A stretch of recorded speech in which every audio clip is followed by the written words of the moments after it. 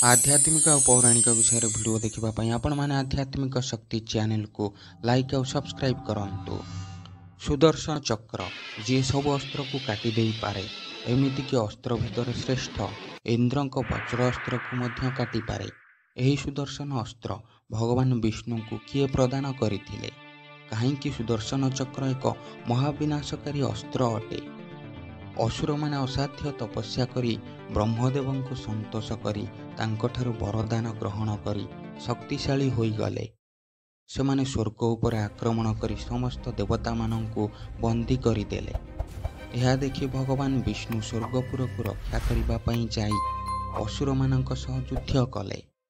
ब्रह्मांकठारु असुर माने शक्तिशाली वरदान प्राप्त करिथिबारु भगवान विष्णु असुर मानंकु विनाश करि पारिले नाही।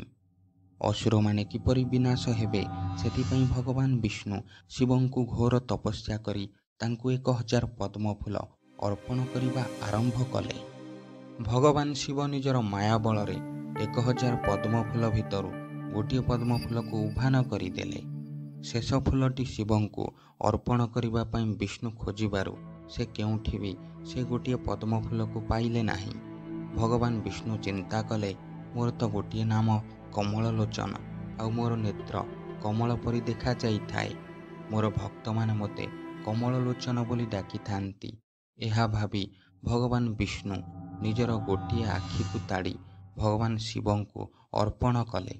भगवान शिव एथिरे संतुष्ट होई गले आउ निजर तृतीय नयनर अग्निरु सुदर्शन अस्त्रर प्रकट कराइथिले आउ एही सुदर्शन को भगवान विष्णु को प्रदान करिथिले।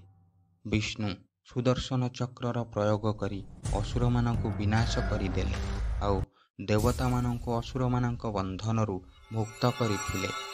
जेहेतु सुदर्शन चक्रर सृष्टि स्वयं संहारकर्ता महेश्वरंक तृतीय नयनरु सृष्टि होई अछि, तेणु सुदर्शन चक्रर सब अस्त्र को ध्वंस करिवार क्षमता अछि। तेणु सुदर्शन चक्र सब अस्त्र ठारु शक्तिशाली अस्त्र